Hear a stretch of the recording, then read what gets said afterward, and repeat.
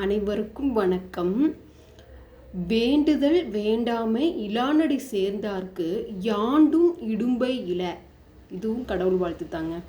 என்னடா 3 திருக்குறள் கடவுள் வாழ்த்து சொல்லிட்டு இன்றைக்கும் கடவுள் வாழ்த்தா? ஆமாங்க, 133 அதிகாரங்களும் அதிகாரத்துக்கு 10 பாடல்களாக 1330 திருக்குறள் அழகாக திருவள்ளுவர் ஓலைச்சுவடியில் எழுதியிருக்கிறாங்க.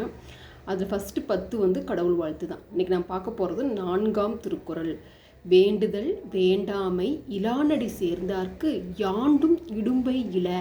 அதாவது இது வேணும், இது வேண்டாம், நீ எனக்கு தேவை, நீ எனக்கு தேவை இல்லை அப்படின்னு நினைக்காமல் எல்லோரும் சமம்தான். கடவுள் முன்னிலையில் கடவுள் எல்லாத்தையும் ஒரே மாதிரி தான் பார்ப்பாரு, நியூட்ரலாக தான் இருப்பார்.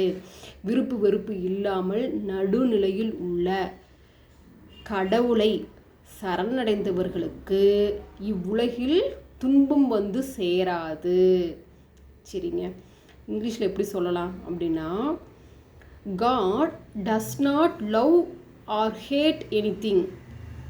God is neutral. One who surrender to the God will never suffer in the world. பிடிச்சிருந்துச்சு, திருக்குறள் பிடிச்சிருந்துச்சு அப்படின்னா லைக் பண்ணிவிட்டு சப்ஸ்கிரைப் பண்ணுங்கள்.